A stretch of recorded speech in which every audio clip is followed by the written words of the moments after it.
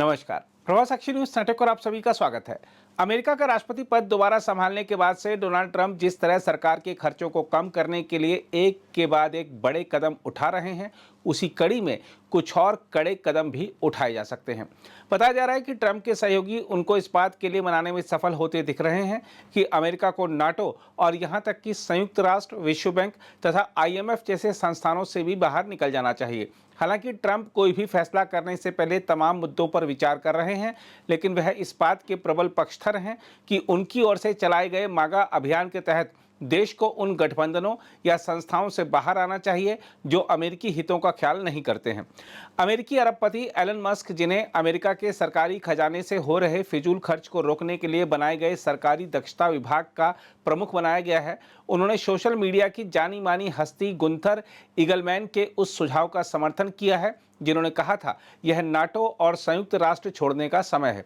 इसके बाद ट्रंप ने अपने सोशल मीडिया प्लेटफॉर्म पर एक संदेश के साथ रहस्य को और बढ़ा दिया। उन्होंने कहा, कल की रात बड़ी होगी। हम आपको बता दें कि अमेरिकी राष्ट्रपति आज रात को कांग्रेस के संयुक्त सत्र को संबोधित करने वाले हैं, जहां उनकी पार्टी के पास दोनों सदनों में बहुमत है। हम आपको बता दें कि नाटो से बाहर आने के लिए तो अमेरिका में कई सांसदों की ओर से सार्वजनिक रूप से बयान भी दिए जाने लगे हैं। रिपब्लिकन सीनेटर माइक ली ने नाटो को शीत युद्ध अवशेष के रूप में वर्णित करते हुए तर्क दिया है कि वह यूरोप को असंगत रूप से लाभ पहुंचाता है। माइक ली काफी समय से नाटो की आलोचना करते रहे हैं। वह कहते रहे हैं कि यह गठबंधन यूरोप के लिए एक बड़ा सौदा है, लेकिन अमेरिका के लिए एक कच्चा सौदा है। उन्होंने हाल ही में एक्स पर लिखा था, हमें नाटो से बाहर निकालो। उन्होंने पिछले महीने अन्य सांसदों के साथ मिलकर एक प्रस्ताव पेश किया था जिसमें संयुक्त राष्ट्र से बाहर निकलने का आग्रह किया गया था और इस वैश्विक संस्था को अत्याचारियों के लिए एक मंच और अमेरिका और उसके सहयोगियों पर हमला करने का स्थान बताया गया था। इसके अलावा ट्रंप के वफादार माने जाने वाले मार्जोरी टेलर ग्रीन भी नाटो से अमेरिका की वापसी का आह्वान करने वालों में से हैं। हम आपको याद दिला दें कि ट्रंप ने पहले भी धमकी दी थी कि यदि अन्य सदस्य अपने रक्षा खर्च को बढ़ाने में विफल रहे तो नाटो को रूसी बस के नीचे फेंक दिया जाएगा। उन्होंने एक बार चेतावनी देते हुए कहा था, वास्तव में मैं उन्हें यानी रूस को जो कुछ भी वे करना चाहते हैं मैं उसे करने के लिए प्रोत्साहित करूंगा। आपको भुगतान करना होगा, आपको अपने बिलों का भुगतान करना होगा। ऐसी ही राय कई अन्य सांसदों, विधायकों ने भी व्यक्त की है। इस तरह देखा जाए तो अब एलन मस्क अमेरिका के नाटो सैन्य गठबंधन से बाहर निकलने के समर्थन में बयान देने वाले अकेले व्यक्ति नहीं रह गए हैं, क्योंकि कई रिपब्लिकन सांसदों ने नाटो में अमेरिका की सदस्यता पर सवाल उठाया है। कुछ ने तो इस गठबंधन से तत्काल बाहर निकलने की मांग तेज कर दी है। इसमें यह सवाल उठ रहा है कि क्या अमेरिका नाटो से बाहर निकलने का विकल्प चुन रहा है। दरअसल एलन मस्क द्वारा अपने सोशल मीडिया प्लेटफॉर्म एक्स पर इसके लिए अपना समर्थन साझा करने के बाद हर कोई यही सवाल पूछ रहा है। सवाल यह भी उठ रहा है कि अगर डोनाल्ड ट्रंप ने मस्क की सलाह पर ध्यान दिया तो अमेरिका और दुनिया के लिए इसका क्या मतलब होगा। इन सवालों का जवाब देने से पहले नाटो के बारे में ट्रंप के रुख को समझना जरूरी है।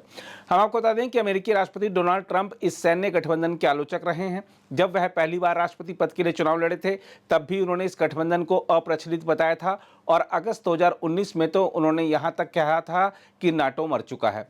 अपने दूसरे कार्यकाल में भी ट्रंप नाटो के आलोचक रहे हैं। पद संभालने के कुछ ही दिनों बाद ट्रंप ने कहा कि अमेरिका इस गठबंधन के सदस्यों की रक्षा कर रहा था, लेकिन वे हमारी रक्षा नहीं कर रहे थे। उन्होंने नाटो सदस्यों को अपने सकल घरेलू उत्पाद का 5% रक्षा पर खर्च करने के लिए कहा। अभी नाटो सदस्य अपनी GDP का 2% ही रक्षा पर खर्च करते हैं, जिससे अमेरिका नाराज है। ट्रंप की शिकायत है कि अमेरिका अपने बजट से नाटो में बहुत अधिक योगदान देता है, जबकि यूरोपीय संघ के सदस्य रक्षा पर बहुत कम खर्च करते हैं। आंकड़ों के मुताबिक अमेरिका नाटो के वार्षिक बजट का लगभग 6वां हिस्सा योगदान देता है। अब सवाल उठता है कि क्या ट्रंप नाटो और संयुक्त राष्ट्र से हट सकते हैं। इस बारे में विशेषज्ञों का कहना है कि यदि ट्रंप ऐसा करते हैं तो अमेरिकी राष्ट्रपति के लिए कानूनी रूप से सिरदर्द पैदा हो जाएगा। दरअसल नाटो से बाहर निकलने के राष्ट्रपति के फैसले के लिए या तो 2/3 सीनेट की मंजूरी होनी चाहिए या फैसले को कांग्रेस के एक अधिनियम के माध्यम से अधिकृत होना चाहिए। हालांकि अमेरिकी राष्ट्रपति चाहें तो इस नियम को दरकिनार कर सकते हैं, लेकिन यदि उन्होंने ऐसा किया तो उन्हें कानूनी चुनौतियों का सामना करना पड़ेगा। वहीं संयुक्त राष्ट्र की बात करें तो आपको बता दें कि संयुक्त राष्ट्र चार्टर एक बाध्यकारी संधि है जिसमें स्वैच्छिक वापसी का कोई प्रावधान नहीं है। यहाँ यह भी ध्यान देने योग्य बात है कि अमेरिका उन 5 देशों में शामिल है जिनको संयुक्त राष्ट्र सुरक्षा परिषद में वीटो पावर वाली स्थायी सदस्यता हासिल है। ऐसे में सवाल उठता है कि क्या अमेरिका वीटो पावर वाली सदस्यता को छोड़ना चाहेगा।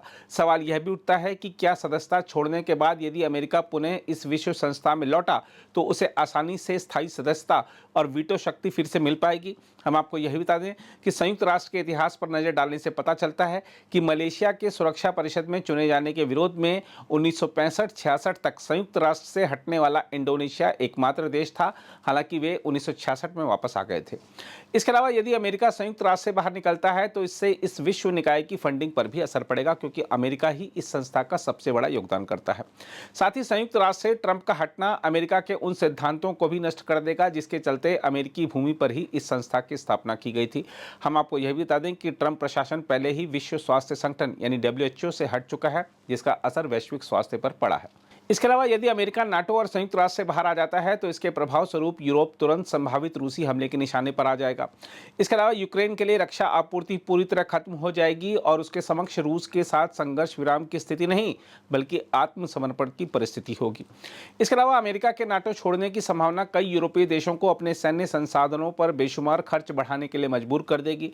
वहीं यदि अमेरिका ने नाटो को छोड़ दिया तो इससे अमेरिका को यह नुकसान होगा कि यूरोप, अफ्रीका या पश्चिम एशिया में उसकी उपस्थिति नहीं रहेगी और दुनिया भर में कई सैन्य अड्डों तक उसकी पहुंच खत्म हो सकती है। इससे अमेरिका को यह भी नुकसान होगा कि कई देश रूस या चीन के करीब आ जाएंगे। बहरहाल देखना होगा कि अपने सहयोगियों के सुझावों पर ट्रंप क्या फैसला लेते हैं, लेकिन एक चीज तो स्पष्ट है कि यदि अमेरिका नाटो, संयुक्त राष्ट्र, IMF या विश्व बैंक से बाहर निकलता है तो वह निश्चित रूप से वैश्विक मामलों पर अपनी पकड़ खो देगा और चीन को सशक्त बना देगा। वैश्विक संस्थाओं से अमेरिका की वापसी तमाम देशों को चीन की कक्षा में धकेल देगी, जिससे दुनिया में अमेरिका की बादशाहत कम हो जाएगी। हाँ, ट्रंप के इन कदमों से अमेरिका को यह फायदा जरूर होगा कि उसके पैसे काफी बच जाएंगे, लेकिन सवाल उठता है कि क्या पैसे बचाने के लिए दुनिया का बॉस समझा जाने वाला देश अलग थलग पड़ जाने का रिस्क उठाएगा। अगर आप भी लेना चाहते हैं देश दुनिया की तमाम जानकारी तो आज ही सब्सक्राइब करें हमारे चैनल को। साथ ही नीचे दिए बेल आइकन को जरूर दबाएं ताकि हर अपडेट आप तक पहुंच सके।